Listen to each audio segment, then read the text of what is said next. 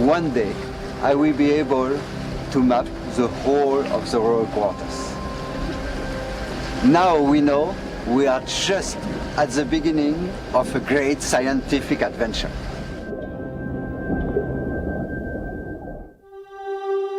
For the first time in nearly 2,000 years, Queen Cleopatra's royal palaces may receive new visitors.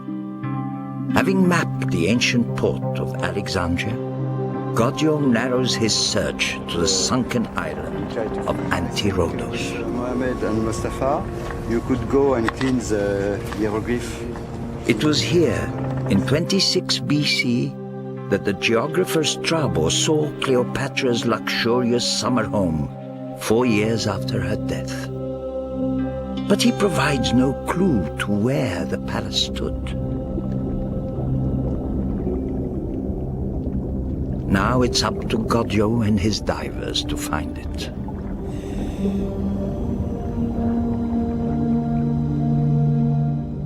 An archaeological excavation, it's like a big puzzle. Very tiny information fill gaps. The site itself is enormous, 27 hectares, in waters so murky that visibility is often limited to arm's length.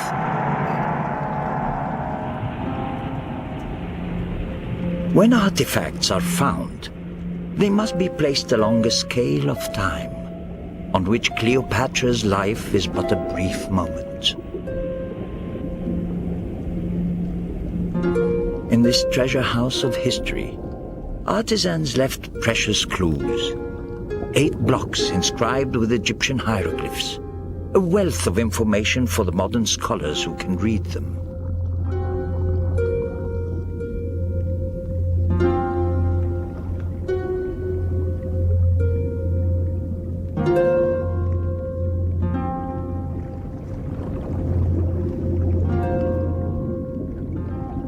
Strips of flexible silicone are sent down to make copies of the text.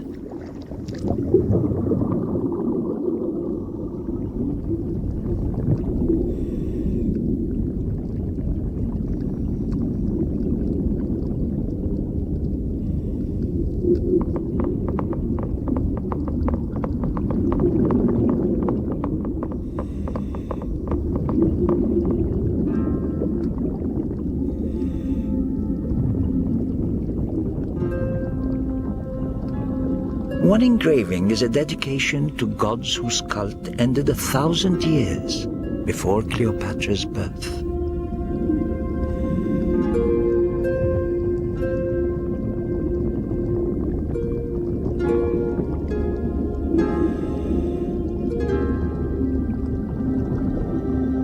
Other inscriptions are in Greek. A tablet honors an emperor who ruled 2 centuries after Cleopatra's death.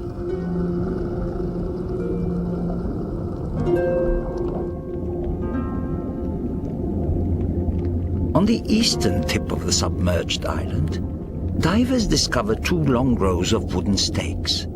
They are the foundation of an ancient jetty and a valuable clue.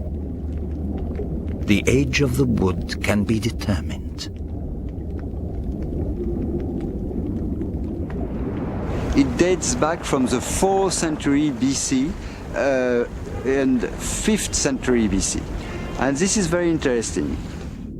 The jetty was here long before Cleopatra. It's an encouraging find. If it survived all those years, there's a chance Cleopatra's world also did. By the time Cleopatra assumed the throne, Anti-Rhodos was a thriving royal port, prime real estate for the palace of an ambitious beauty and her famous lovers.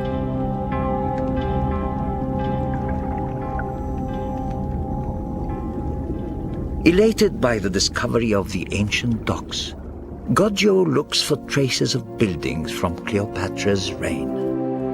Across the harbor, divers have uncovered dozens of distinctly Greek columns.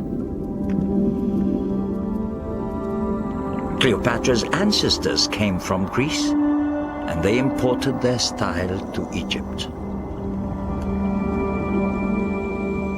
Sharp edges resemble columns found in Athens, but carved in native Egyptian granite.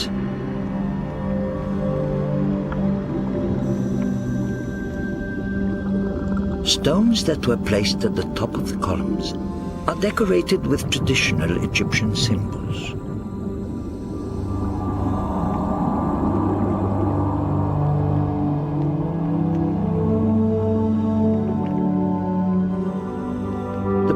May have formed elegant colonnades, sheltering the queen and her entourage as they boarded their royal vessels.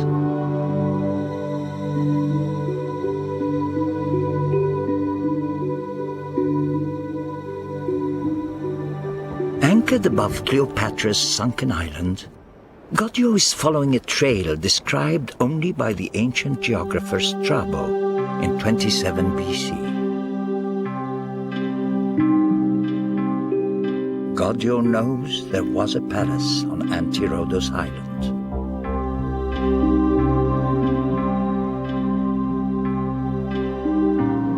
From here, the royal family could have looked out across the bustling harbor toward the great lighthouse.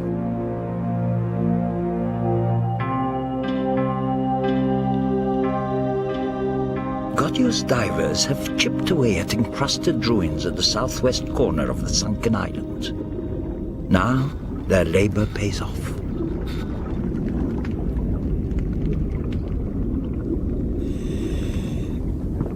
The divers discover a series of giant columns cut from red Egyptian granite.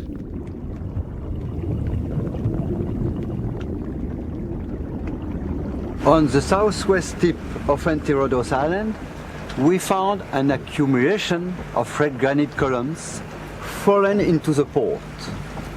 We counted 60 pieces. They are huge, over 4 feet in diameter. The ruptured columns cover 60 meters of the bay floor.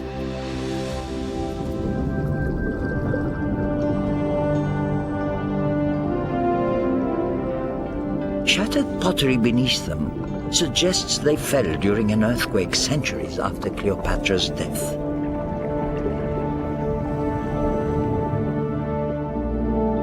Paintings from the ancient world indicate that the columns might have acted as a ceremonial gateway to the island. The columns announce the majesty of their owner. Some were more than 7 meters tall. A magnificent entrance fit for a queen. Approaching sailors would have marveled at this grand entrance to the royal island. The gateway leads Godio to suspect that the palace is near the center of the island. But in his attempts to find it, Godio sometimes finds the unexpected.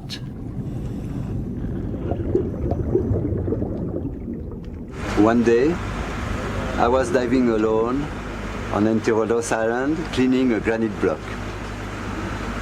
I was hoping for a hint to indicate I was on the right track to discover the remains of Cleopatra's palace. The hieroglyphs on the block of stone reveal a coiled snake, reminding the explorer of the legendary serpent that ended the life of a 39-year-old queen. Even though it was not from the period of Cleopatra, I took it as a good omen for myself. The inscription reads, "Eternal life."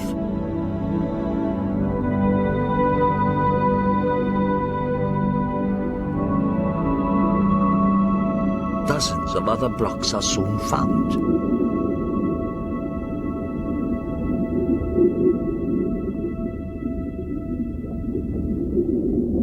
The next discovery convinces the team that they are on the right path.